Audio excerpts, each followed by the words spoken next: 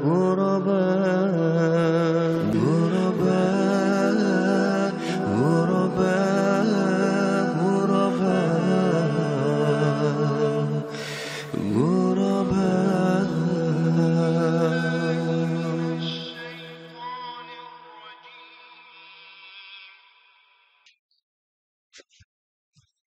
Baik, kita mulai ya. Bismillahirrahmanirrahim. Assalamualaikum warahmatullahi wabarakatuh.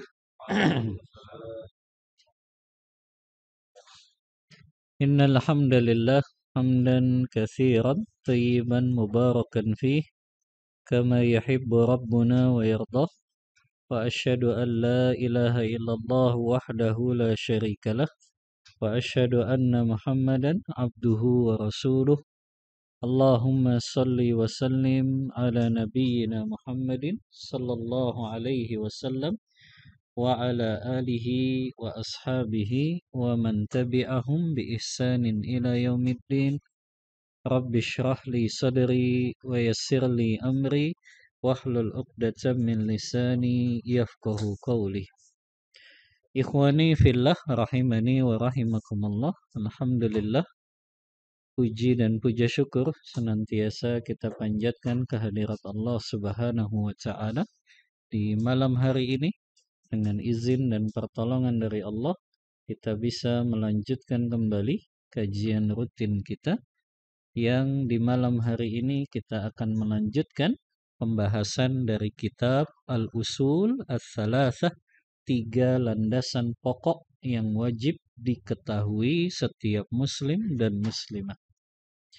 Sebelum kita masuk dalam kitab Al-Usul Ats-Tsalatsah, Ana ingin memberikan sedikit tentang keistimewaan hari-hari tasyrik ini. Kita masih di hari tasyrik di tanggal 12 Zulhijjah ya. Banyakan orang mungkin taunya hari tasyrik itu hari makan dan minum gitu ya. Padahal ada keistimewaan lain di dalam hari-hari tasyrik ini. Antum kalau mau tahu setiap keutamaan dan keistimewaan setiap bulan-bulan di dalam tahun Hijriyah, antum beli kitabnya Ibnu Rajab ini, judulnya Lataiful Ma'arif. Lataiful Ma'arif itu mengungkap segala keistimewaan dan amalan-amalan apa saja yang dilakukan di setiap bulan dalam tahun Hijriyah ini. Ana bawakan sedikit di sini. Beliau membawakan kalimat yang begitu indah. Kata Ibnu Rajab, ayyamut tasyriqi yajtami'u fiha lil mu'minin na'imu abdanihim bil akli wasyurbi wa na'imu qulubihim bidzikri wasyukri. Kata beliau, hari-hari tasyrik mengumpulkan di dalamnya kenikmatan untuk orang yang beriman. Jadi di hari tasyrik ini berhimpun segala kenikmatan untuk orang yang beriman, kata Ibnu Rajab. Yang pertama, na'imu abdanihim bil akli wasyurbi. Allah berikan kenikmatan untuk badan-badan mereka dengan mereka makan dan minum di hari-hari tasyrik ini. Yang kedua, na'imu qulubihim bidzikri wasyukri. Nikmat hati mereka Allah berikan dengan mereka diperintahkan memperbanyak berzikir dan bersyukur di hari-hari tasyrik ini. Dan zikir yang sangat dianjurkan kita perbanyak untuk kita baca di hari-hari tasyrik ini adalah takbir, Allahu Akbar, Allahu Akbar, la ilaha illallah, wallahu akbar, Allahu akbar, walillahil hamd.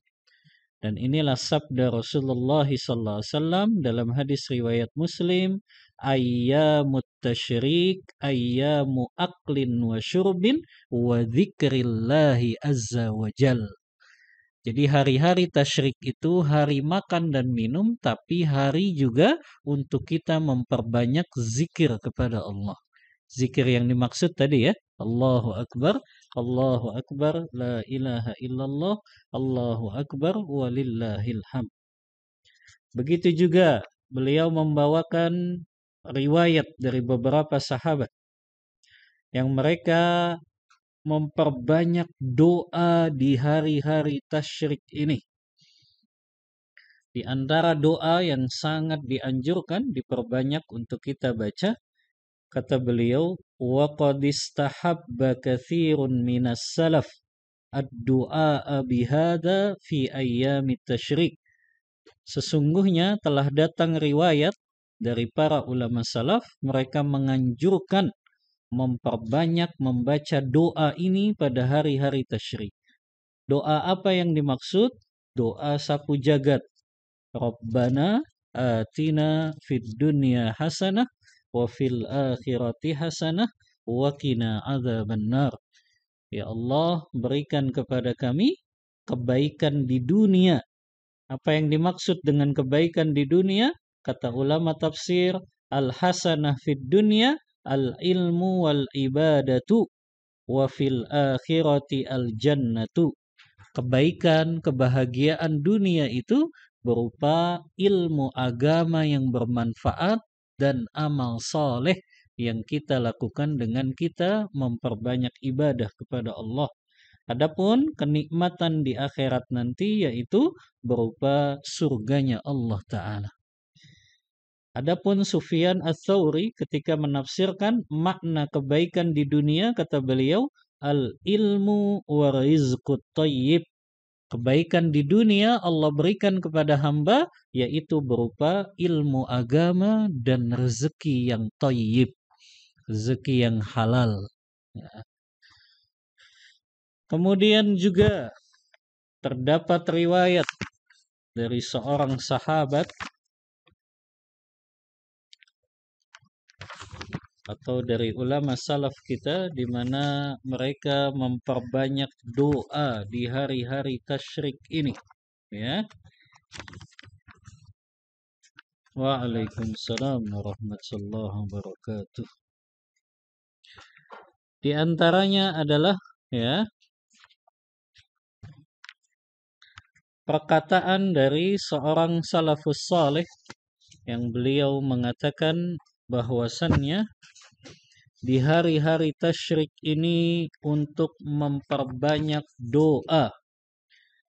Bahkan kata Atha, ya, Atha bin Abi Rabah, beliau mengatakan yustahabbu an yuqal fi ayyamit tasyrik, sangat dianjurkan untuk membaca doa di hari-hari tasyrik ini.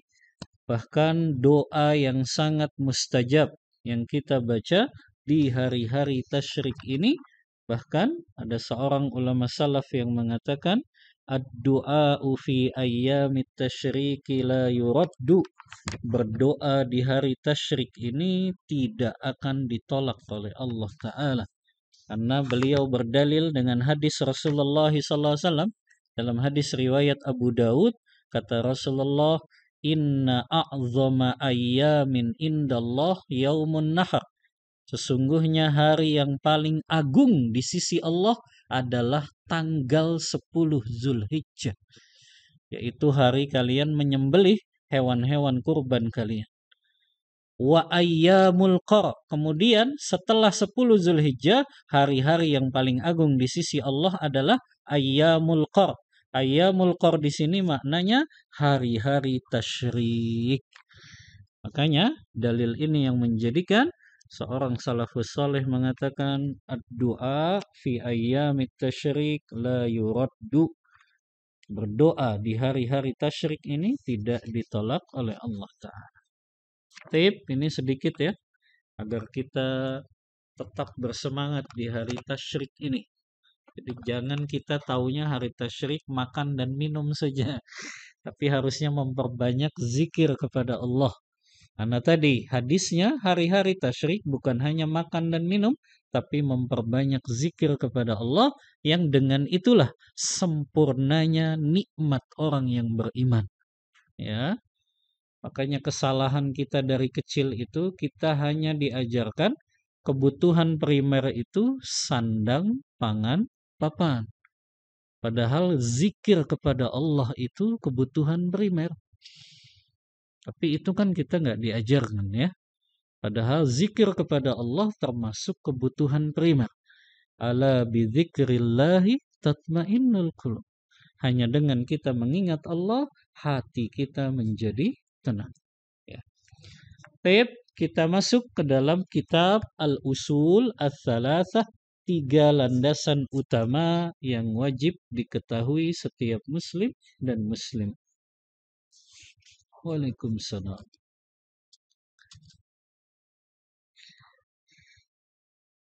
Kita masuk al-aslu tsalitsu, landasan yang ketiga ya. Berarti kita sudah selesai dari landasan yang pertama, landasan yang kedua.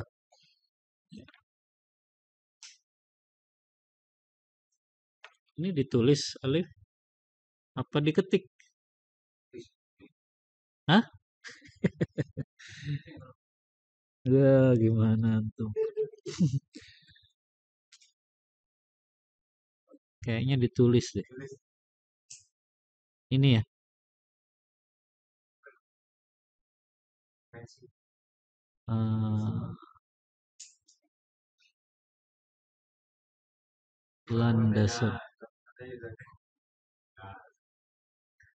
Landasan yang ketiga.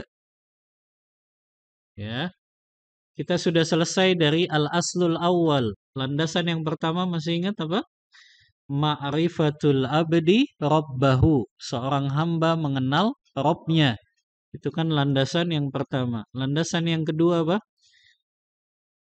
Ma'rifatu dinil Islam bil adillah. Mengenal agama Islam ini dengan dalil-dalil.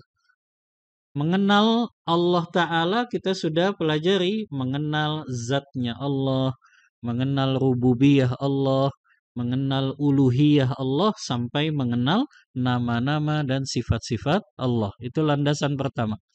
Yang kedua, mengenal agama Islam beserta dalil-dalilnya. Kita sudah pelajari juga. Kita belajar tentang arkanul Islam. Rukun-rukun Islam. Kita belajar tentang arkanul iman, rukun-rukun iman, dan terakhir kita belajar kemarin tentang rukun ihsan. Maka 2 landasan ini sudah kita pelajari dan kita akan masuk ke landasan yang ketiga. Ya. Qala Syekhul Muallif rahimahullah. Berkata pengarang kitab ini Syekh Muhammad Ibnu Abdul Wahhab, semoga Allah senantiasa merahmati beliau. Al-aslu tsalitsu, landasan yang ketiga. Ma'rifatu nabiyyikum Muhammadin sallallahu alaihi wasallam, yaitu mengenal nabi kalian Muhammad sallallahu alaihi wasallam. Wa huwa, dan dia adalah Muhammad ibnu Abdullah ibni Abdul Muttalib ibni Hashim, wa Hashimun min Quraisy wa Quraisyun minal Arab, wal Arabu min dzurriyyati Ismail ibni Ibrahim al-Khalil alaihi wa ala nabiyyina afdalus salati wassalam. Kata beliau, landasan yang ketiga mengenal Nabi kalian Muhammad sallallahu alaihi wasallam, beliau menjelaskan nasabnya Rasulullah, yaitu Muhammad ibnu Abdullah ibnu Abdul Muttalib ibnu Hashim. Dan Hashim itu berarti buyutnya Rasulullah.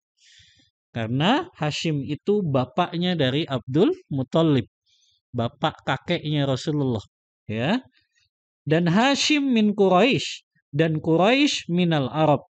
Hashim berasal dari kabilah Quraisy dan kabilah Quraisy adalah dari Arab. Ini membantah perkataan ya si Kribo itu yang mengatakan Muhammad bukan orang Arab katanya. Dia nggak belajar sejarah kayaknya ya. Karena jelas ya kitab-kitab sejarah mengatakan bahwa Rasulullah ya dari Arab. Ya, Rasulullah dari Arab karena dari kabilah Quraisy. Wal Arabu min zurriyyati Ismail. Dan Arab itu adalah keturunannya Nabi Allah Ismail, anaknya Nabi Allah Ibrahim. Jadi Arab itu ada 3 macam, ikhwan. Arab ada 3 macam. Yang pertama, ada yang disebut Arab al-Ba'idah. Ini Arab yang sudah musnah. Seperti kaumnya siapa?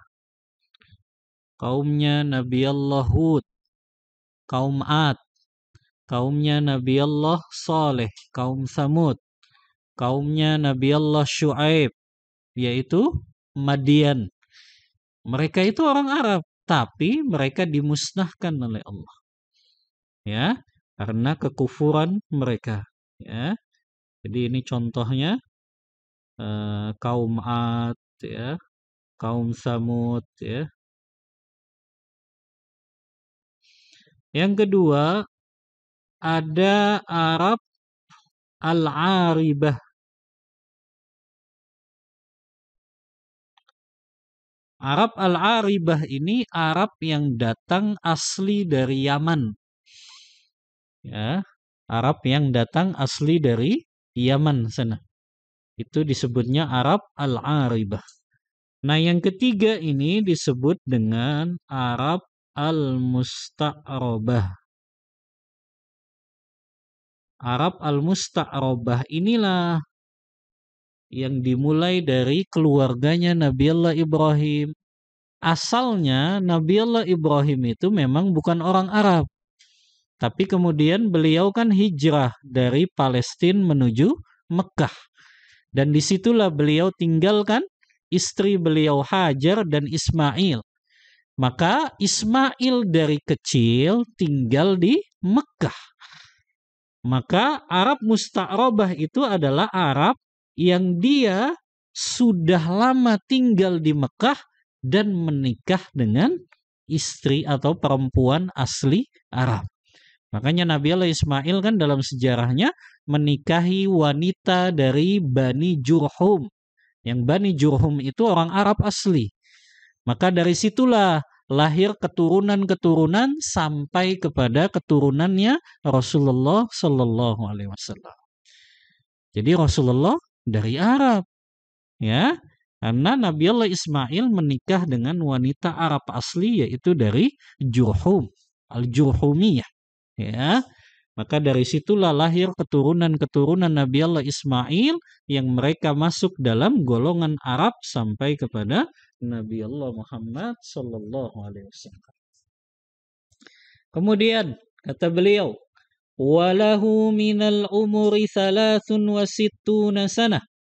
Dan Rasulullah memiliki umur 63 tahun sampai wafatnya. Minha arba'una qablan nubuwah. 40 tahun sebelum beliau diangkat menjadi nabi. Wa salasun wa ishruna fin nubuwah. Dan 23 tahun beliau setelah diangkat menjadi nabi. Berarti usianya Rasulullah 40 tahun beliau jalani belum diangkat menjadi nabi. Baru setelah 40 tahun beliau diangkat menjadi nabi, maka beliau menjalani hidup menjadi nabi selama 23 tahun. Nubbi'a bi'iqra. Rasulullah mendapatkan wahyu untuk menjadi nabi dengan turunnya firman Allah, Iqra bismi rabbikal ladzi khalaq. Nah, turunnya surah Al-Alaq, ikhwah, kata Syekh Muhammad Ibn Saleh Al-Utsaimin dalam syarah usul salasah ini, turunnya kalimat Iqra itu belum mengangkat Rasulullah menjadi Rasul. Tapi baru mengangkat Rasulullah menjadi nabi saja. Ya, makanya di sini nubbi'a bi'iqra. Rasulullah diangkat menjadi nabi dengan turunnya firman Allah, Iqra bismi rabbikal ladzi khalaq. Wa ursila bil mudaththir. Dan baru Rasulullah diangkat menjadi seorang rasul ketika turun firman Allah, ya ayyuhal mudaththir. Wahai orang-orang yang berselimut, kum fa'anzir, bangunlah dan berikanlah peringatan, wa rabbaka fakabbir, dan Rabbmu hendaklah engkau agungkan, wa thiyabaka fatahhir, dan pakaianmu engkau sucikan, maknanya sucikanlah dirimu dari kesyirikan-kesyirikan, warwujza fahjur, dan berhala-berhala hendaknya engkau tinggalkan. Jadi Rasulullah baru diangkat menjadi Rasul setelah Allah turunkan surah Al-Muddathir.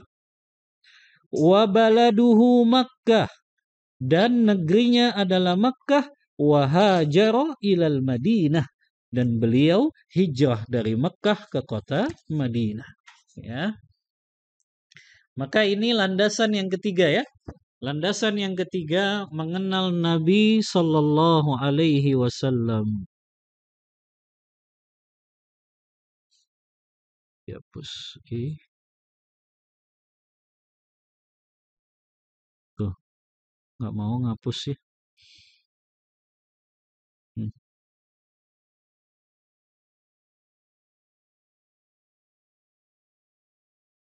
Tuh, masih ada bekas. Hah? Cari lagi. Masya Allah. Mengenal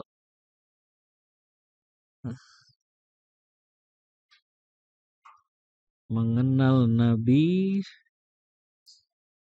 Muhammad. Antum jangan tulis SAW ya. Tulis sallallahu alaihi wasallam. Jadi yang nulis SAW itu nggak ada adabnya sama Rasulullah. Ya.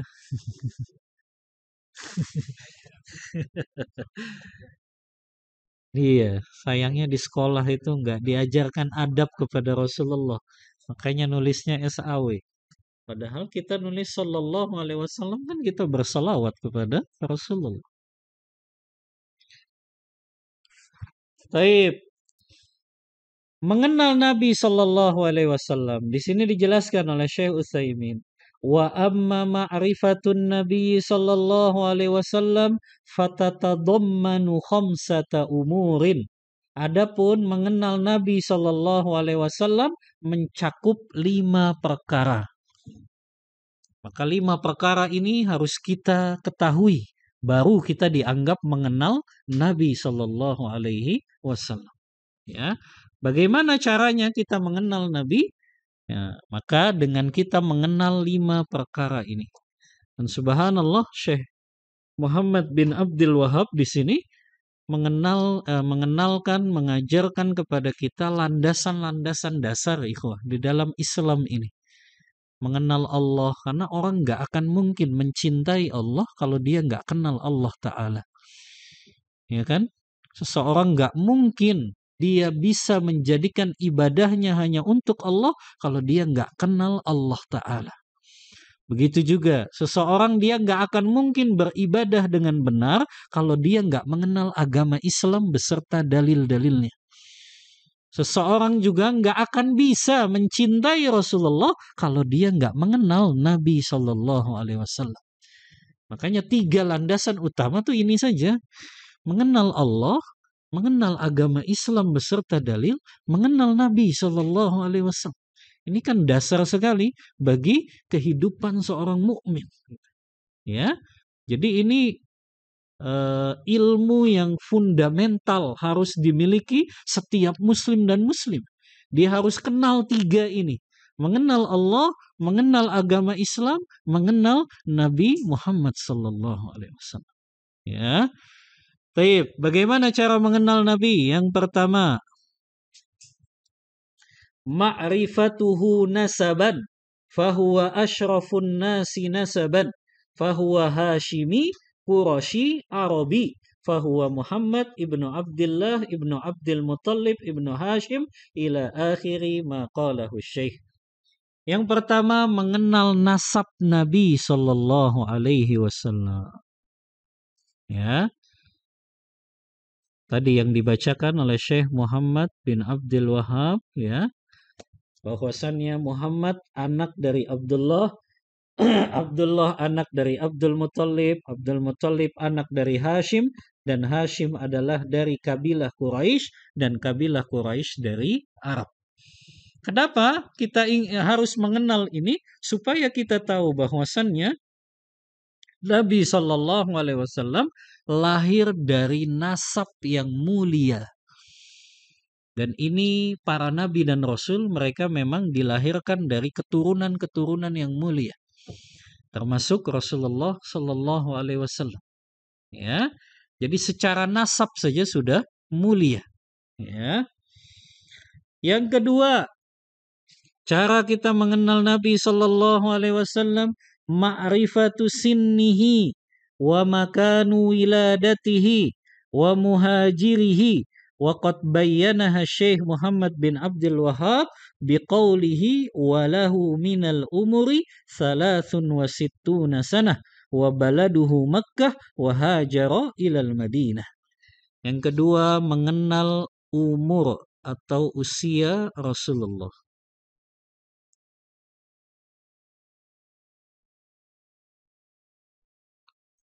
Berarti kita harus tahu ya, 40 tahun Rasulullah menjalani hidup belum diangkat menjadi nabi. Artinya masih seperti orang biasa. Baru di usia 40 tahun beliau diangkat menjadi nabi, dan beliau hidup setelah menjadi nabi dan rasul hanya 23 tahun saja. Ya. Dan ana ingin membawakan hadis ini tentang awal pertama kali Rasulullah menerima wahyu. Ya, hadis riwayat Bukhari. Aisyah menceritakan, pertama kali Rasulullah mendapatkan wahyu dari Allah di Goa Hira. Kata Aisyah, ya, awwalu ma budi'a bihi Rasulullah sallallahu alaihi wasallam minal wahyi ar-ru'ya as-salihah fin naum. Fakana la yara ru'ya illa ja'at mithlu falaqis subh.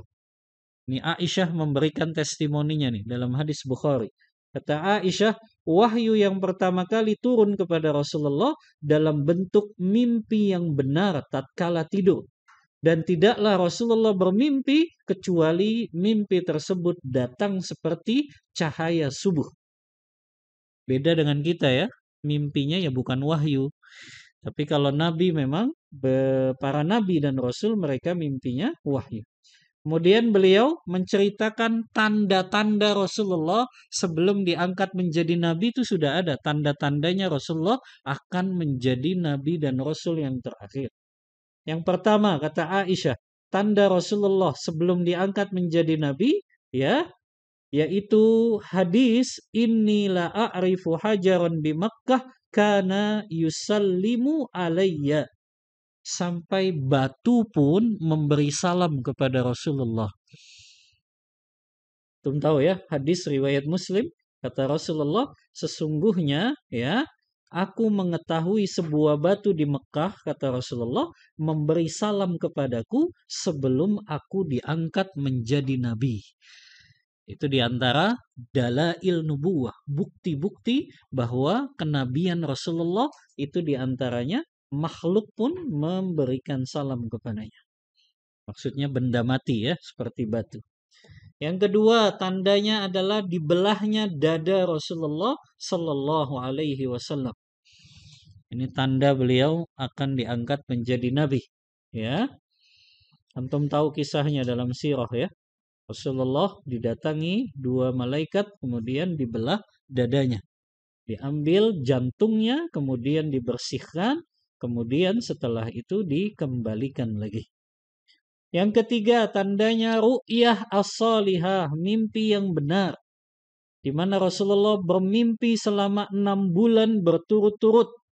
Ya, yang akhirnya dengan mimpi tersebut Rasulullah pun melakukan khalwat di Goa Hira.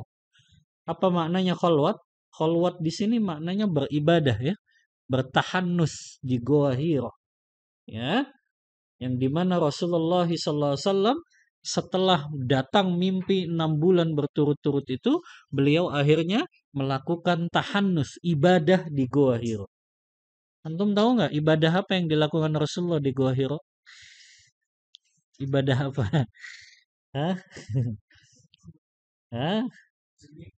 Ulama memang beda pendapat ternyata. Ada yang mengatakan ibadahnya Rasulullah di Goa Hiro yaitu at-tafakkur. Rasulullah bertafakkur memikirkan keagungan penciptaan Allah alam semesta ini. Ya, ada yang mengatakan makna dari kholwatnya Rasulullah di Goa Hiro, Rasulullah berkholwat untuk meninggalkan maksiat dari kota Mekah. Ya, jadi beliau itu bertahanus artinya meninggalkan maksiat karena Mekah itu serusak-rusaknya peradaban di zaman tersebut.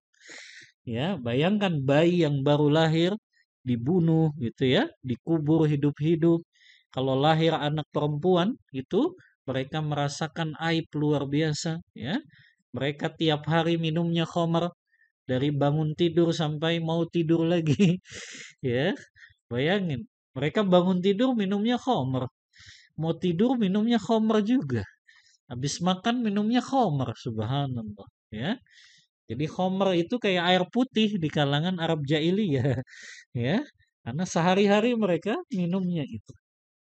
Ada lagi yang mengatakan bahwa ibadahnya Rasulullah SAW ya selama di Goa Hiro yaitu beliau melakukan eh, ibadah dengan merenungi keadaan kota Mekah. Jadi ternyata Mekah itu kelihatan dari Goa Hiro. Rasulullah merenungi kenapa kok masyarakat di Mekah ini begitu rusaknya luar biasa ya. Nah, kemudian ikhwah ya, dari sini kita belajar ya, ada beberapa faidah ketika Rasulullah melakukan tahannus di Goa Hiro. Kita dengarkan azan dulu deh. Kita ambil faidah.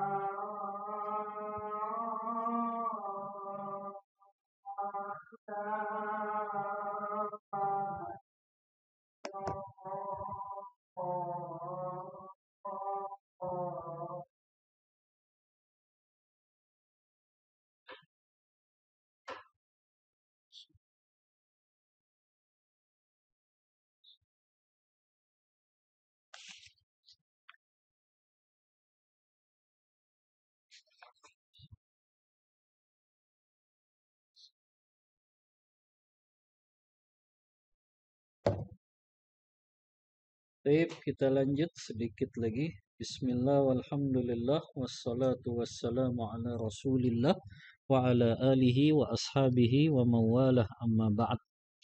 Baik, tadi ana bawakan hadis tentang pertama kali turunnya wahyu kepada Rasulullah. Ana lanjutkan kembali perkataan Aisyah yang mengatakan faja'ahul malaku fihi. Ketika Rasulullah di Gua Hiro, datanglah malaikat Jibril ke Gua Hiro tersebut. Faqala iqra, bacalah wahai Muhammad. Faqala lahun nabi, ma ana biqari. Wahai Jibril, aku enggak bisa membaca. Fa'akhadhani faghattani hatta balagha minnil jahad. Lalu malaikat Jibril memegangku, mendekapku hingga aku merasa lemah, kata Rasulullah. Ya. Kemudian dia melepaskanku lagi dan mengatakan iqra, bacalah. Rasulullah mengulangi lagi ma ana biqari. Lagi-lagi malaikat Jibril memeluknya sampai 3 kali seperti ini. Lalu malaikat Jibril pun berkata, iqra bismi rabbikal ladzi khalaq, bacalah dengan nama Rabbmu yang telah menciptakan. Iqra bismi rabbikal ladzi khalaq, khalaqal insana min 'alaq, ya. Yang telah menciptakan manusia, ya, dari setetes mani, kemudian sampai ayat allamal insana ma lam ya'lam. Dialah yang mengajarkan kepada manusia apa yang tidak diketahui, ya. Maka ini wahyu baru mengangkat Rasulullah menjadi nabi saja, belum menjadi rasul, ya. Taib, hikmahnya kenapa Rasulullah dijadikan tidak bisa menulis? Apa hikmahnya? Kenapa Rasulullah dipilih tidak bisa menulis tapi diangkat menjadi nabi? Di antara hikmahnya, Rasulullah tidak bisa baca dan tulis agar orang-orang Quraisy tidak akan menuduh bahwa nabi nanti yang dianggap menuliskan Al-Qur'an ini. Ya. Taib. Kemudian Gua Hiro, ikhwah. Gua Hiro itu tempat sejarah, bukan tempat ibadah. Ini yang harus diluruskan kepada kaum muslimin. Gua Hiro tempat bersejarah saja, bukan tempat ibadah, bukan tempat mencari keberkahan. Karena tidak ada riwayat dalam hadis Rasulullah yang menyebutkan setelah Rasulullah menerima wahyu di Gua Hiro, Rasulullah mengunjungi lagi Gua Hiro tersebut. Tidak ada riwayatnya. Jadi hanya sekali saja. Ya, ketika beliau menerima wahyu. Setelah itu Rasulullah nggak pernah mengunjungin yang namanya Gua Hiro lagi. Begitu juga para sahabat. Ya, para sahabat tidak terdapat riwayat yang menyebutkan mereka setelah masuk agama Islam ini mereka berbondong-bondong menuju ke Gua Hiro. Gak ada riwayat tersebut. Karena mereka faham Gua Hiro hanyalah tempat bersejarah saja, bukan tempat mencari keberkahan. Atau kalau lihat jemaah umroh, jemaah haji, ya, mereka seolah-olah Gua Hiro itu tempat yang wajib dikunjungi. Padahal yang wajib dikunjungi itu kan hanya Masjid Nabawi, ya, kemudian juga mengucapkan salam kepada Rasulullah, ya, di tempat pemakamannya Rasulullah. Kemudian juga sholat 2 rakaat di Masjid Kuba, ya, itu memang tempat-tempat yang dianjurkan untuk diziarahi ketika kita haji dan umroh. Adapun Gua Hiro tidak termasuk karena itu tempat bersejarah saja. Subhanallah, Al-Hafiz Ibnu Katsir dalam tafsir beliau, Tafsirul Quranil Azim, ketika beliau menafsirkan surah Al-Kahfi itu dan sampai pada pembahasan Gua Al-Kahfi, beliau mengatakan Allah Ta'ala tidak menyebutkan secara detail di mana letak Gua Al-Kahfi ini. Artinya gua di tempat Ashabul Kahfi itu bersembunyi. Kenapa? Kata beliau ini, itu menunjukkan letak Gua Al-Kahfi itu tidak terlalu bermanfaat untuk diketahui. Karena itu hanya tempat sejarah saja. Bukan tempat untuk seseorang mendekatkan diri kepada Allah Ta'ala. Kesama dengan Gua Hiro, ikhwah. Ya, jadi Gua Hiro hanya tempat sejarah. Kalau kita mau tahu saja susahnya Rasulullah mendaki Gua Hiro, ya nggak apa-apa gitu. Tapi nggak perlu sholat di sana gitu. Ya, kan kita dapatin tuh orang-orang yang umroh, mereka sholat lah, mereka doa lah di sana, ya. Udah kayak mau dapat wahyu aja di sananya, ya. Padahal wahyu nggak turun lagi gitu ya. Iya, tempatnya terjal memang. Ya. Emang orang Indonesia itu paling aneh pokoknya kalau umroh dan haji itu, ya. Ada namanya Jabal Rohmah itu, tahu antum? Yang dekat Bukit Uhud itu, Jabal Rohmah itu, yang memang menurut sebagian ahli sejarah tempat bertemunya kembali Adam dan Hawa. Walaupun sebagian ulama mengatakan tempat pertama kali Adam dan Hawa bertemu yaitu di Arafah, ya. Tapi sebagian mengatakan di Jabal Rahmah, ya. Nah, mereka yang meyakini itu pertemuan pertama kali Adam dan Hawa di Jabal Rahmah, mereka tulis-tulis itu jodoh-jodoh mereka di batu-batu itu sampai hitam batu-batunya. Bahkan ana lihat ada yang ninggalin foto lagi, astagfirullahaladzim, ya. Ada yang ninggalin foto di situ berharap berjumpa dengan jodohnya, ya. Nggak tahu ada yang ninggalin nomor handphone atau enggak di situ. Ya, artinya ini kan kesalahan yang luar biasa. Itu tempat sejarah saja kok. Nggak ada urusannya dengan kita cari keberkahan lah, ya, cari keberuntungan lah, nggak ada hubungannya, ya. Tempat bersejarah hanya sekedar kita tahu saja, oh ini adalah bagian dari sejarah gitu, ya. Maka nggak perlu kita cari keberkahan, ya, melakukan ibadah di tempat-tempat seperti ini. Beribadah sudah jelas, ada Masjid Nabawi yang kalau kita sholat di situ sama dengan atau lebih baik dari 1000 kali sholat.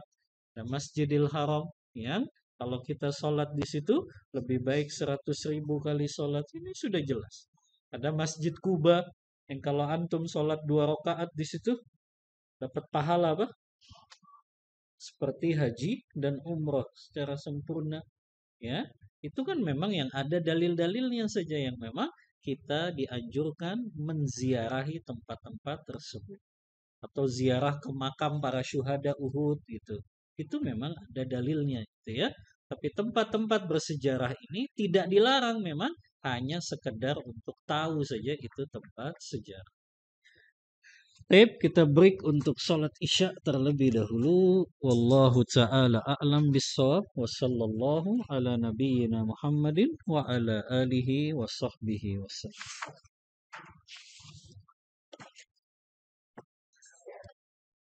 Kelas, kita mulai atau masih nunggu? Taib, bismillah, alhamdulillah, wassalatu wassalamu ala rasulillah wa ala alihi wa ashabihi wa mawalah, amma ba'd. Kita lanjutkan kembali masih mengkaji kitab Al-Usul Ats-Tsalatsah. Tadi sampai poin yang kedua, ya, makna mengenal Nabi sallallahu alaihi wasallam, mengenal usia Rasulullah sallallahu alaihi wasallam.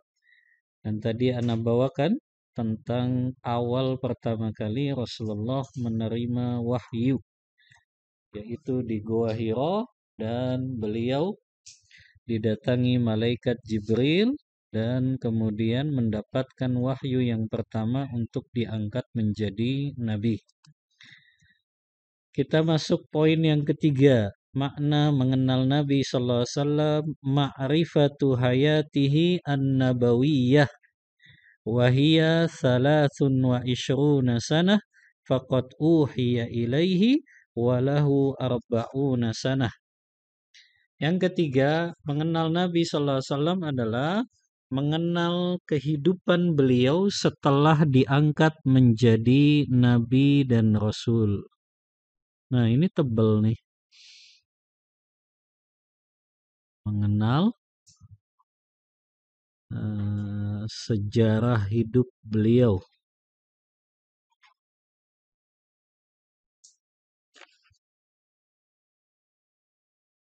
setelah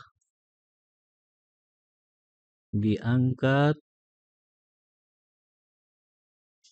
menjadi nabi. Nah,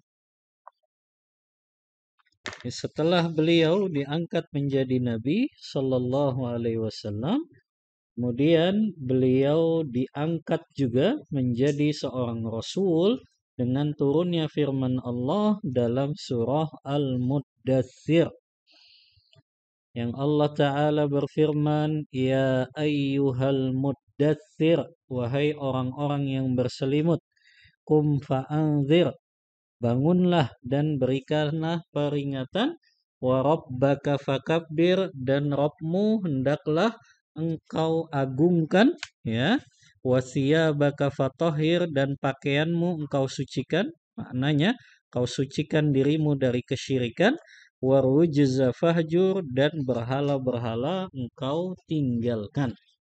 Maka Rasulullah setelah menerima surah Al-Mudaththir ini, baru beliau melaksanakan tugasnya sebagai seorang rasul dengan beliau mendakwahkan ini. Dan dakwahnya Rasulullah kan bertahap itu. Ada yang disebut dengan dakwatus sir, dakwah secara sembunyi-sembunyi, yang beliau mulai dari keluarga dan kerabat-kerabat beliau. Jadi keluarga itu ya termasuk paman-paman beliau yang paling kencang penentangannya, yaitu Abu Lahab, Abu Jahal, ya, sampai Rasulullah SAW, ya, itu kan banyak mendapatkan gangguan, siksaan gitu ya, kemudian caci makian dari paman-paman beliau sendiri. Ya, ah, oh gitu. Ya, dakwah secara sembunyi-sembunyi. Tapi kan setelah itu Rasulullah melakukan dakwah secara terang-terangan setelah perintah Allah Ta'ala itu turun. Fasda bima tu'mar wa a'rid anil musyrikin. Maka hendaklah engkau menyampaikan dakwahmu terhadap apa yang Allah perintahkan secara terang-terangan. Ya, maka kalau tadi dakwah secara sembunyi-sembunyi itu dilakukan oleh NII, itu pemahaman yang keliru, karena kita sudah tidak lagi ada di masa jahiliyah. Kita kan sudah tidak lagi di masa jahiliyah, ya. Memang orang-orang NII ini menganggap mereka masih dalam masa jahiliyah, katanya masyarakat kita. Karena mereka mengatakan undang-undang itu kan togut, kata mereka. Ya, karena itu hukum buatan manusia. Oh gitu. Berarti ya antum berarti antum ex NII ya.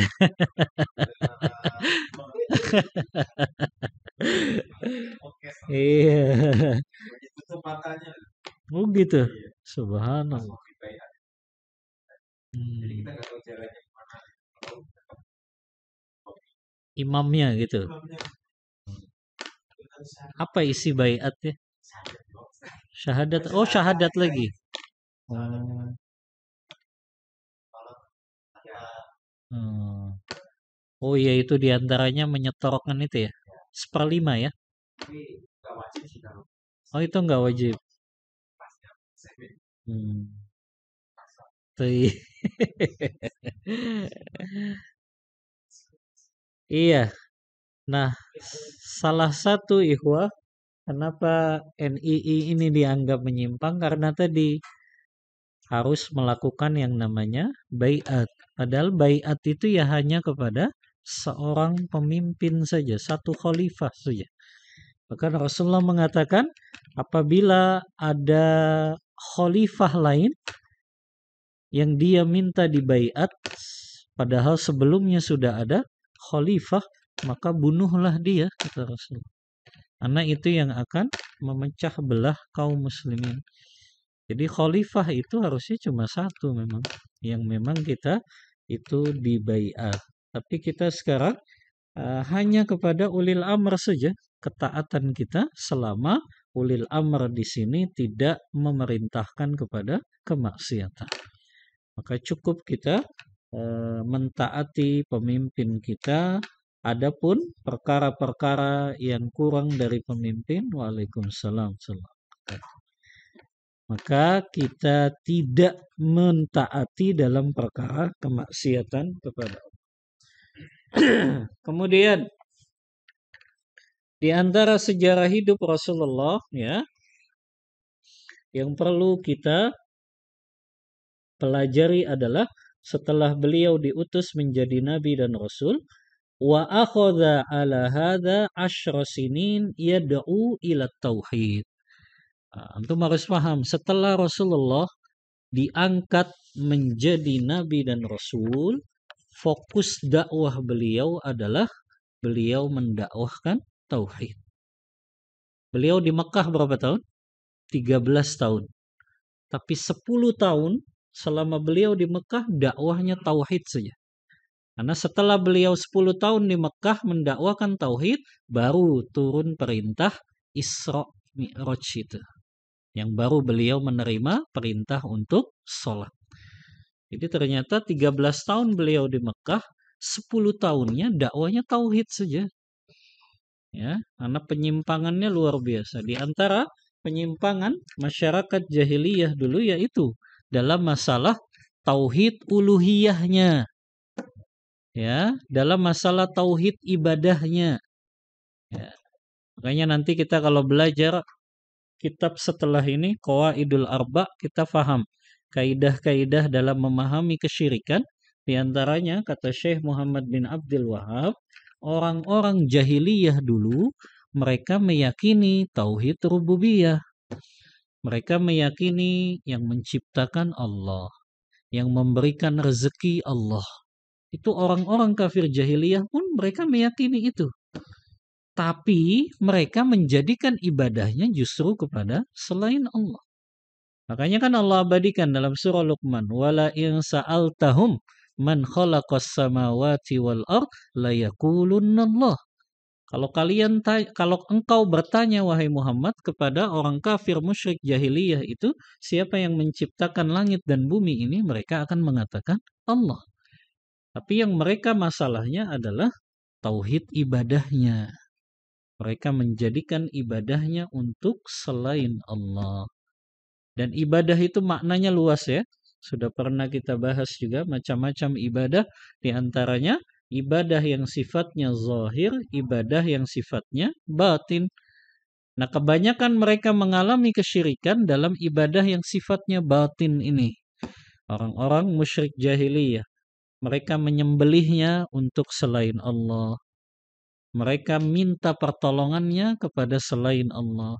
Mereka minta perlindungannya kepada selain Allah. Padahal minta pertolongan, minta perlindungan itu bagian dari ibadah. Itulah kenapa kita nggak boleh minta perlindungan kepada selain Allah. Minta pertolongannya ke dukun, paranormal, ya. Itu yang salah. Padahal mereka nggak punya kemampuan untuk mengatur alam semesta ini. Harusnya kalau seseorang tauhid rububiyahnya benar, harusnya konsekuensinya tauhid uluhiyahnya juga benar, ya.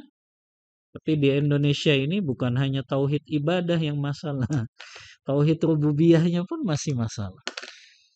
Karena mereka masih mengakui ada yang bisa mendatangkan manfaat dan bahaya selain Allah, kan?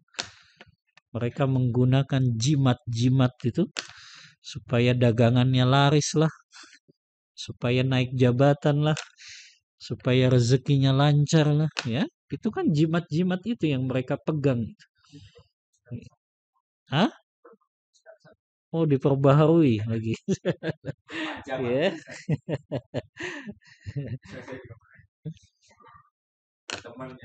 Oh gitu. Ya Allah, ya. Kan masih banyak yang seperti itu, ya.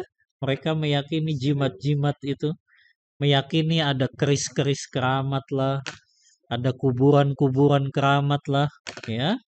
Bahkan di Jawa Tengah, ya, ada yang namanya sapi Kiai Selamat lah, yang kotorannya itu diperebutkan, la haula wala quwata illa billah, ya.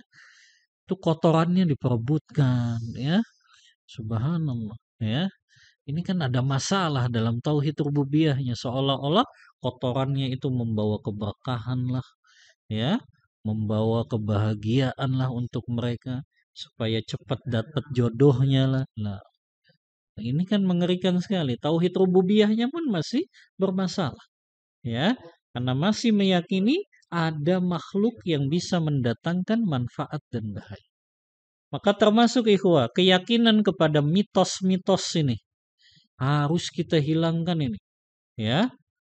Keyakinan seperti ketiban cicak sial lah, ya, nabrak kucing sial lah. Nabrak kucing kan tinggal dikuburin aja kucingnya gitu. Tapi ada ketakutan yang luar biasa gitu, ya. Padahal tinggal dikuburkan saja, ya. Kemudian selesai, nggak boleh ada keyakinan, nanti saya bakal sial ini, bakal ini. Nggak boleh ada keyakinan seperti itu, ya. Karena kita meyakini yang bisa mendatangkan manfaat dan bahaya hanya Allah saja, ya. Bahkan kita masih meyakini bangsa kita ini kan tatoyur, meyakini angka-angka sial, hari-hari sial lah, ya. Makanya di perumahan itu nggak ada angka nomor 13, ya. Nggak tahu di sini ada nggak?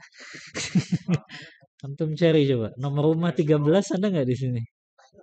Hah? Ada. Ada nggak di perumahan Kancil nomor rumah 13? Nggak ada.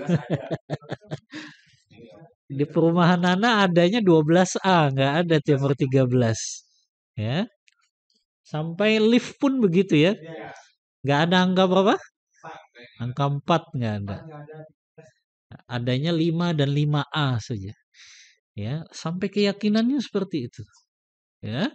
Ini kan bermasalah tauhid rububiyahnya. Masih menganggap adanya angka sial, ya, hari-hari sial, bulan-bulan sial, ya. Berarti tauhid rububiyahnya bermasalah. Makanya itu ikhwah, kita harus semakin gencar ini mendakwahkan tauhid, ya. Karena setiap kita membahas misalnya, karena kemarin khutbah Idul Adha juga lebih menekankan kepada tauhidnya Nabi Allah Ibrahim. Bagaimana tauhid yang lurus itu melahirkan tawakal yang benar, ya. Yang Anda pernah kisahkan, ya, Nabi Allah Ibrahim itu kan ketika mau dibakar itu di unggun yang sudah besar itu, tiba-tiba kan datang malaikat Jibril menawarkan bantuan. Kata malaikat Jibril, alaka hajatun ya Ibrahim, apakah kamu butuh pertolonganku wahai Ibrahim? Lihat orang yang tauhidnya begitu kokoh dan tawakalnya begitu total. Apa kata Nabi Allah Ibrahim kepada malaikat Jibril? Amma ilaika falah. Adapun kepadamu wahai Jibril, aku nggak butuh pertolonganmu. Hasbiyallah wa ni'mal wakil. Cukuplah bagiku Allah sebaik-baik penolong. Subhanallah. Di masa genting loh, api unggun yang sudah begitu besar, beliau tinggal dilemparkan saja. Ya, tapi tawakalnya yang begitu total itu kan lahir dari akidah dan tauhid yang benar. Ya, Adapun kepadamu aku nggak butuh Jibril karena engkau makhluk dan aku makhluk gitu. Ya, engkau nggak bisa membawa pertolongan untukmu. Makanya hasbiyallah wa ni'mal wakil itu yang diucapkan Nabi Allah Ibrahim. Padahal di waktu yang sangat genting gitu.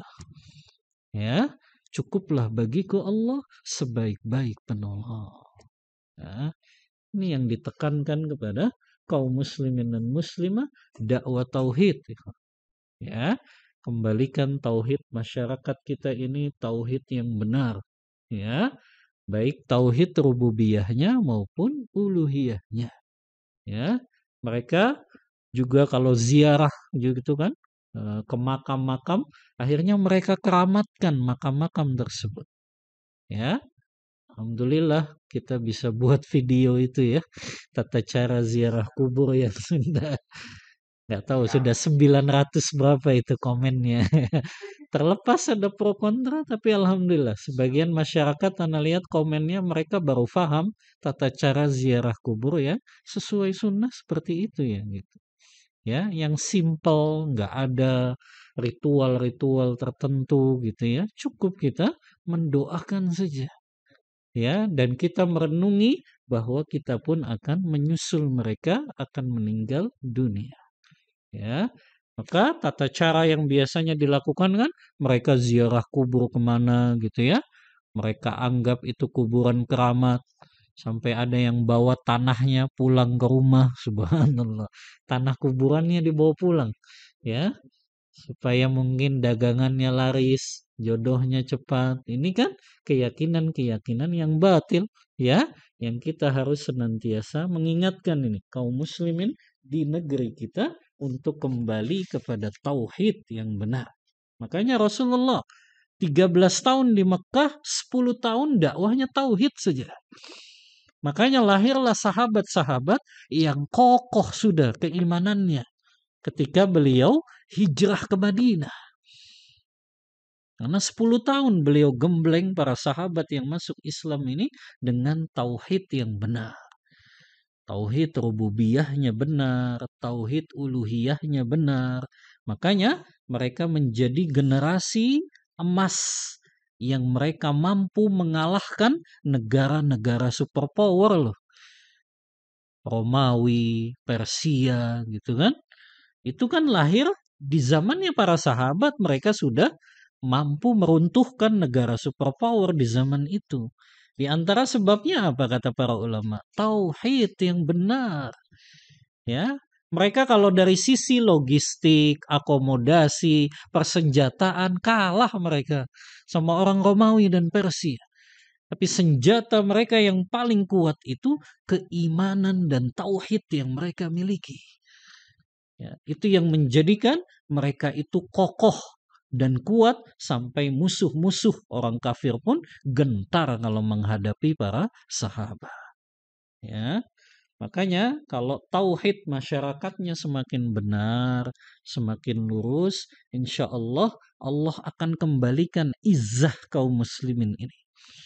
Jadi izzah kaum muslimin akan kembali kalau tauhid masyarakatnya ini benar, lurus. Ya. Nah, ini yang harus kita pahami, ikhwah. 10 tahun dakwahnya Rasulullah senantiasa mendakwahkan tauhid. Terlebih lagi tauhid beribadah kepada Allah Ta'ala. Makanya kata Syekh Muhammad bin Abdul Wahab, ya, 10 tahun beliau mendakwahkan tauhid, setelah 10 tahun di Mekah, urija bihi ilas sama. Baru Rasulullah mendapat perintah melaksanakan Isra dan Mi'raj. Jadi 10 tahun di Mekah, itu tahun 10 dari kenabian berarti ya. Jadi Rasulullah diangkatkan umur 40 tahun. 10 tahun di Mekah dakwahnya tauhid. Berarti dari tahun pertama beliau diangkat menjadi nabi sampai tahun 10 dari kenabian dakwahnya tauhid.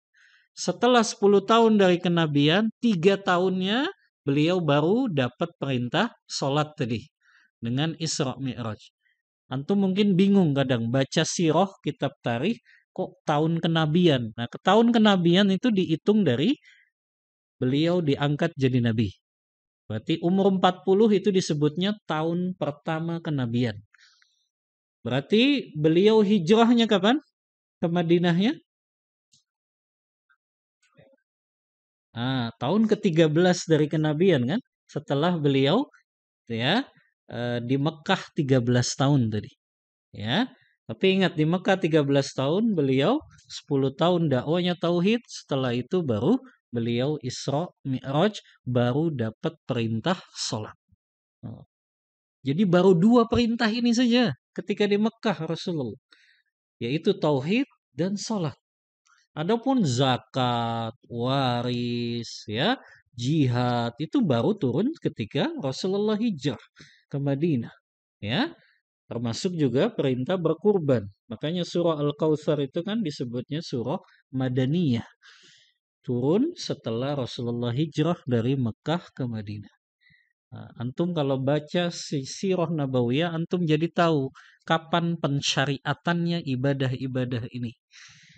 Ya, antum baca kitabnya Ibnu Qayyim Zadul Ma'ad fi Hadi Khairil Ibad. Itu kan kitab sejarah sebetulnya, membahas kehidupan Rasulullah, tapi beliau selalu mengungkapkan awal pertama kali disyariatkannya ibadah-ibadah. Ya, makanya antum banyak-banyak baca sirah juga ke anak-anak antum dibacakan, ya. Jangan yang dibacakan dongeng-dongeng Tangkuban Perahu lagi, ya. Dongeng-dongeng apa lagi tuh? Dongeng-dongeng rakyat dulu gitu loh. Yang itu nggak jelas asal muasal ceritanya, ya. Mendingan antum bacain sirah, ya, Nabawiyah, kan enak, ya. Dan anak antum pun nanti paham, ya, bagaimana kehidupan Rasulullah dari kecil sampai nerima wahyu sampai beliau wafat, ya. Ceritakan kisah-kisah sahabat gitu ya. Ya, kita berusahalah mengenalkan anak-anak kita ini dengan sejarah hidup Rasulullah dan para sahabat. Ya, jadi jangan yang antum ceritakan dongeng-dongeng yang belum jelas, ya, kebenarannya, non fiksi itu kan ya, kebanyakan dongeng-dongeng rakyat itu, ya. Maka yang lebih bagus antum kenalkan pada sejarah Nabi Shallallahu Alaihi Wasallam. Ya, taib. Kemudian kata Syekh Muhammad bin Abdul Wahhab, wa furidat alaihi salawatul khamsu wa shalla fi Makkah thalatha sinin wa ba'daha umira bil hijrati ilal Madinah. Setelah 10 tahun beliau di Mekah, baru beliau diwajibkan oleh Allah untuk sholat 5 waktu. Dan beliau sholat 5 waktu di Mekah selama 3 tahun. Adapun setelah 3 tahun, beliau hijrah ke kota Madinah. Jadi Rasulullah masih sempat sholat di Mekah. Karena perintah sholat turun setelah tahun 10 dari kenabian tadi. Ya. Dan antum pernah baca kisah yang dibawakan Imam Bukhari. Ini awal pertama kali turunnya ayat tentang sujud tilawah. Surah An-Najm itu. Imam Bukhari kan mengisahkan Rasulullah SAW ketika beliau akan sholat di Ka'bah itu di Mekah, ya, ketika beliau lewat itu ada gerombolannya pembesar-pembesar Quraisy. Beliau mau sholat di Ka'bah, orang-orang kafir Quraisy tuh pembesarnya, mereka nongkrongnya tuh di pinggiran Ka'bah padahal, ya, mereka nongkrong tuh Abu Jahal, Abu Lahab begitu ya. Mereka hangoutnya di situ dekat Ka'bah itu, ya. Umayyah bin Khalaf itu pembesar-pembesar Quraisy di situ, ya. Nah, Rasulullah lewat tuh, ya. Setelah Rasulullah lewat, Rasulullah kan sholat di depan Ka'bah, ya. Ketika beliau sholat, ya, wallahu a'lam sholat apa yang waktu itu beliau lakukan. Tapi saat itu Rasulullah membaca surahnya dengan dikeraskan. Dan saat itu beliau membaca surah An-Najm. Dan subhanallah, orang Quraisy ini biasanya sebetulnya kalau Rasulullah sholat dan baca surah, mereka tutup kuping biasanya. Tapi saat itu beda tuh. Allah takdirkan mereka begitu terkesima dengan bacaannya Rasulullah. Karena bacaannya Rasulullah ini seolah-olah berbicara kepada orang kafir Quraisy ini. Wan najmi idza hawa, demi bintang dan ketika bintang ini terbit gitu ya. Ma dhalla sahibukum wa ma ghawa. Sahabatmu ini tidak dalam keadaan tersesat. Maksudnya Muhammad. Jadi seolah-olah berbicara kepada orang kafir Quraisy ini. Wa ma yantiqu anil hawa in huwa illa wahyu yuha. Tidaklah yang dikatakan sahabatmu ini Muhammad kecuali itu wahyu dari Allah. Ya, dan tidaklah yang dikatakan Muhammad itu berdasarkan hawa nafsunya. Sampai mereka nyimak itu, ya, sampai pada ayat yang terakhir itu, surah An-Najm, ayat 62 kalau tidak salah, ya. Bunyinya apa? Fasjudu lillahi wa'budu. Maka sujudlah engkau untuk Rabbmu dan beribadahlah. Nah, ini ayat sujud tilawah yang pertama kali turun, ya. Kan Rasulullah sujud tilawah. Dan orang-orang kafir ini, mereka nggak bisa menahan diri mereka, mereka ikut sujud di belakangnya Rasulullah. Masya Allah. Mereka ikut sujud. Ini hadisnya riwayat Bukhari. Beliau menceritakan. Mereka ikut sujud itu, ya. Ketika Rasulullah bangun, ya, Allahu Akbar, mereka pun bangun lagi dalam keadaan bingung. Madza fa'alna? Kata salah seorang di antara mereka, apa yang kita lakukan tadi? Kita sujud kepada Tuhan ya Muhammad, katanya.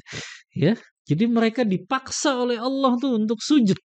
Ya, ketika mendengar ayat sajadah ini. Fasjudu lillahi wa'budu. Maka sujudlah kalian untuk Allah dan beribadahlah. Mereka sujud. Gak bisa menahan lagi mereka, ya.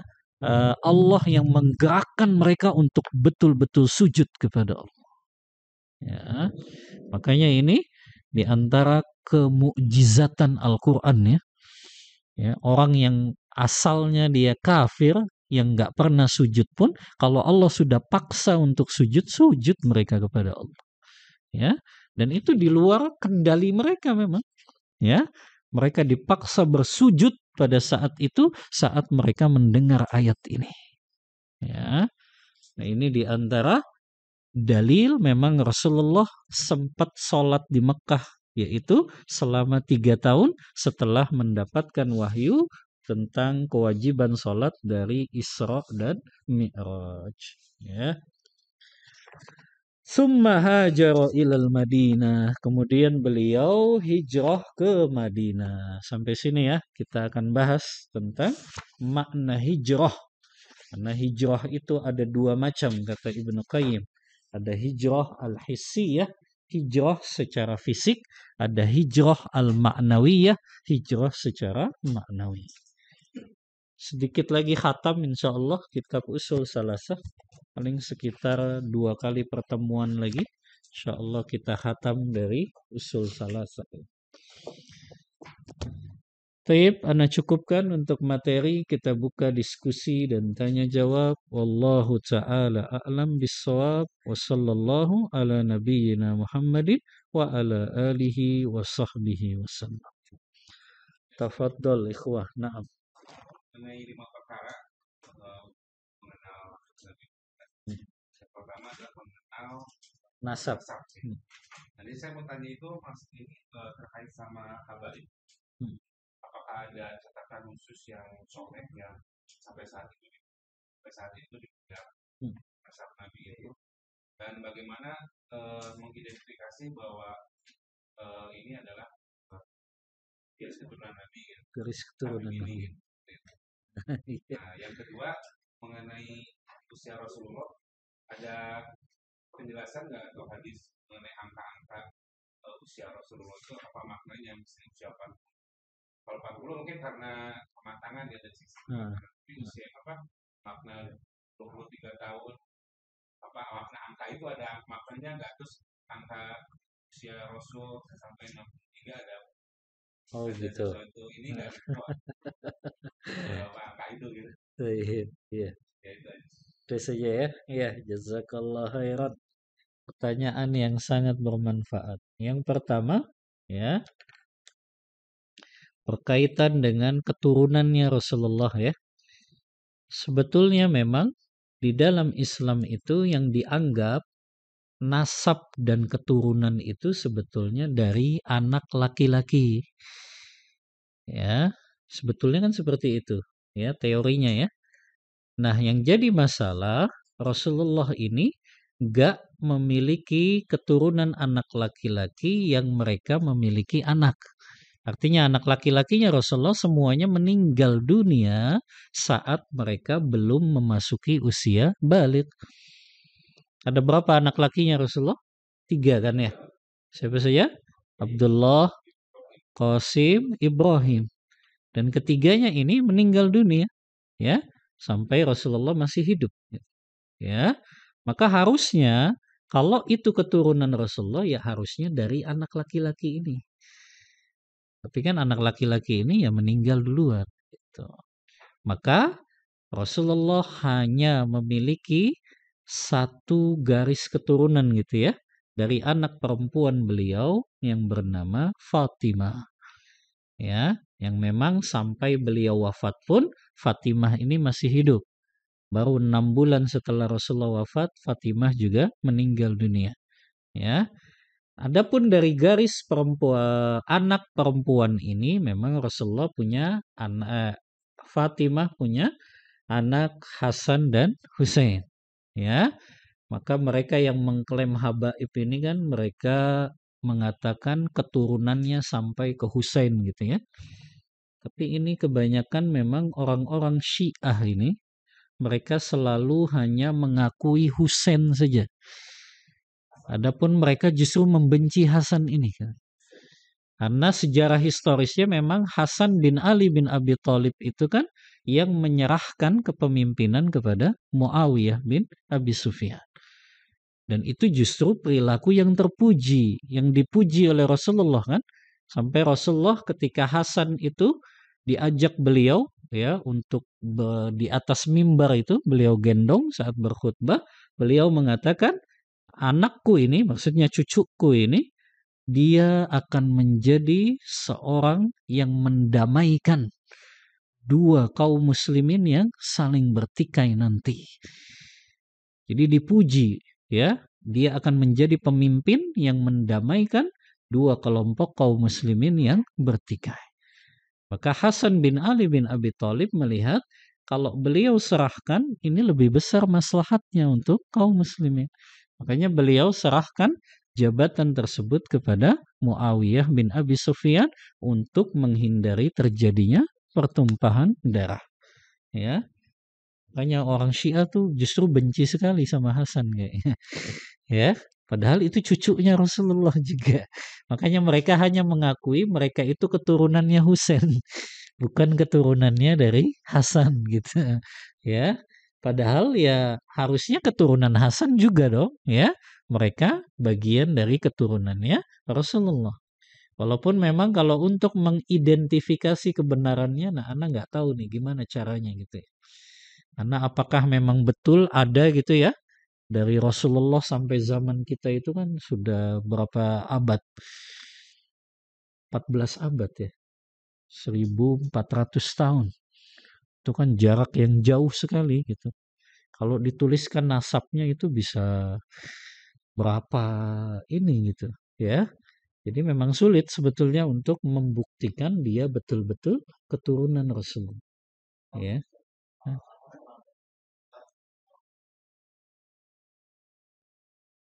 Mm-mm.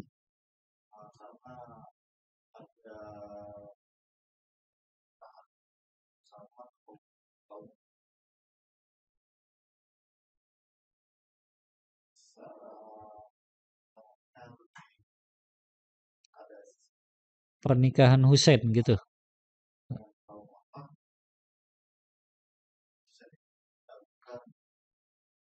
Oh gitu. Iya. Wallahu a'lam. Ana nggak tahu itu.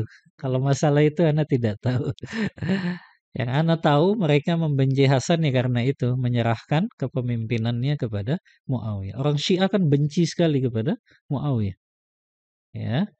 karena mereka menganggap Bani Umayyah itu yang telah membunuh cucu Rasulullah itu kan, karena yang membunuh, yang dianggap Husain itu kan dibunuh di zaman Yazid bin Muawiyah, ya, di Karbala itu. Padahal orang-orang Syiah itu kok mereka yang meninggalkan Husain di padang Karbala sendiri. Untuk baca coba kitabnya Ibnu Katsir, Al-Bidayah wan Nihayah, itu tentang kisah pembunuhan Husain. Itu justru orang-orang Syiah itu sebab utamanya. Jadi mereka dusta saja itu mencintai Ahlul Bait lah. Padahal sejarah membuktikan bahwa mereka sebab utama yang menjadi Husain itu terbunuh di padang Karbala. Nah, mereka kan yang minta Husain itu datang, ya, ke Irak, ya. Padahal pada saat itu Husain di Mekah. Dan Husain pun waktu itu sudah dapat nasihat dari Abdullah bin Abbas, ya, dari sahabat-sahabat besar, gak usah datang ke sana, ya. Tapi karena surat yang dikirimkan oleh orang-orang Syiah itu, akhirnya Husain berangkat ke Karbala tersebut, ya. Dan kita jangan menyangka sejarah bahwasannya sahabat yang membunuh itu bukan. Yazid bin Muawiyah pada saat Husain terbunuh itu nggak ada di Irak, ya. Beliau sedang tidak ada di lokasi tersebut. Bahkan beliau menangis kok ketika kepalanya Husain dibawa ke hadapan beliau. Ya, makanya antum baca sejarahnya yang sahih dari ulama-ulama ahlu sunnah. Jangan baca sejarahnya dari ulama-ulama Syiah. Akhirnya mereka menjelek-jelekan ulama kita gitu ya. Menjelek-jelekan sahabat termasuk ya. Baca coba Ibnu Katsir itu Al-Bidayah wan Nihayah, itu lengkap beliau membahasnya dari sisi hikmahnya juga, dari sisi bukti validitasnya juga beliau bawakan riwayat-riwayatnya, ya. Karena anak dulu pun dapat bacaan itu tentang pembunuhan Husain itu kayaknya orang Syiah itu versinya gitu. Dulu waktu anak sekolah SMP ya, SMP antum ada sejarah kebudayaan Islam kan dulu? Hah? Nggak ada. SKI. SKI kan Depak itu yang mengeluarkan, ya. Jadi sayangnya buku-buku SKI itu mereka banyaknya mengambil riwayat-riwayat orang Syiah itu. Makanya kesannya itu kok sahabat begini ya. Nah, akhirnya kita jadi suuzon sama sahabat-sahabat Rasulullah gitu. Karena mereka selalu menuduh Muawiyah lah yang menjadi sebab Bani apa Abbasiyah ini atau para sahabat ini terbunuh lah gitu ya. Maka baca dari ulama-ulama ahlu sunnah ketika bicara sejarah supaya kita tidak eh, ter apa ya terbohongi gitu ya oleh sejarah-sejarah, apalagi riwayat-riwayat orang Syiah. Jadi tadi kalau untuk identifikasi sulit rasanya membuktikan kebenaran mereka sebagai keturunannya Rasulullah. Sederhana saja, kalau tahu kalau memang mereka benar keturunannya Rasulullah, harusnya mereka paling depan dalam mengamalkan sunnah-sunnah Rasulullah. Itu saja. Ya, poinnya itu saja. Ya, kalau benar dia keturunan Rasulullah, harusnya sholat 5 waktunya ya paling rajin. Gitu. Hadir ke masjidnya ya paling rajin. Gitu. Harusnya begitu kan? Kalau memang betul-betul keturunan Rasulullah. Karena Rasulullah ya sholatnya di masjid. Ya, dan Rasulullah yang mengatakan kalau seandainya aku ingin ya ada orang yang menggantikan aku menjadi imam dan aku membakar rumah-rumah laki-laki yang ada di dalamnya yang mereka sholat di rumah. Harusnya mereka paling depan dong mengamalkan sunnah Rasulullah ini kalau mereka betul-betul keturunan Rasulullah. Itu aja ya. Makanya nggak usah dipusingin benar atau tidaknya. Lihat saja akhlaknya. Dia benar-benar meneladani Rasulullah atau tidak. Kalau benar-benar ya layak dia dianggap sebagai keturunan Rasulullah. Tapi kalau enggak ya jangan-jangan bukan keturunan Rasulullah. Ya, karena nggak meneladani dari akhlaknya Rasulullah. Identifikasinya tuh saya udah dapat rangkanya dari Heeh. dua, dari jalur Hasan sama Husain. Husain. Nanti ada marga-marganya dan marga-marganya itu adalah baik gitu. Oh gitu. Ya, dari marga Husain misalnya ada Al-Am, Hadi, sebagainya dari Hasan pun ada. Ini Habib gitu. Yang saya pahami saat itu dari marga. Iya, wallahu a'lam. Kalau untuk itu ana tidak tahu ya. Tapi tadi saja kalau ana sih menilainya ya dari sisi zahirnya saja. Kalau dia betul-betul mengamalkan sunnah-sunnah Rasulullah ya dia layak memang dianggap sebagai keturunan Rasulullah. Ya. Yang kedua tadi berkenaan dengan umur-umur Rasulullah gitu ya. Apakah ada hikmahnya? Wallahu a'lam. Ana juga tidak tahu ada ulama yang membahas ini gitu. Kenapa kok Rasulullah 23 tahun saja hidupnya setelah diangkat menjadi nabi gitu ya. Apa hikmahnya? Wallahu a'lam, ana belum tahu. Nanti coba ana cari-cari lagi apakah memang ada ulama yang membahas tentang hikmah kenapa cuma 23 tahun saja. Ya, karena memang Rasulullah kan sudah mengabarkan umur umatku ini hanya sekitar 60-70 tahun kan. Ya, yang memang itu berarti ya mayoritasnya ya kita umatnya Rasul termasuk Rasulullah pun ya memang hanya 60-70. Adapun yang lebih dari itu sedikit sekali kata Rasul. Ya. Ya alhamdulillah kalau lebih dari 70 tahun dia ibadah gitu ya. Yang kasihan kan kalau sudah 70 tahun tapi masih suka maksiat tuh. Itu bahaya sekali itu ya.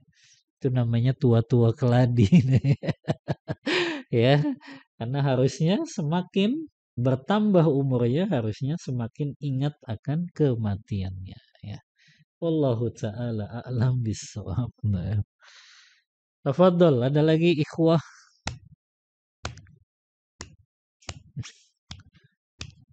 Enggak ada? Kalau tidak ada kita cukupkan. Sudah ya, sudah mau 8:30. Kamu udah siap-siap pulang aja.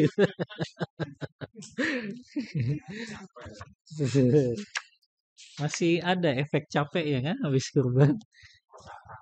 Hah? Ya Allah.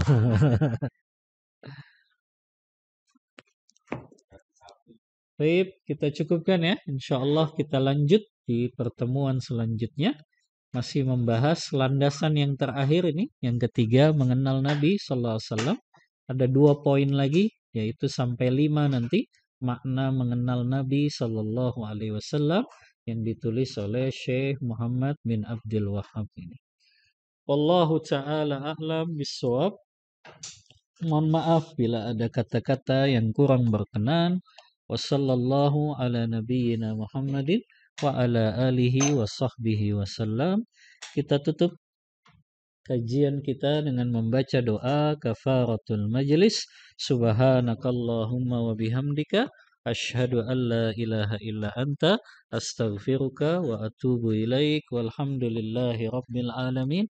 Wassalamu alaikum warahmatullahi wabarakatuh.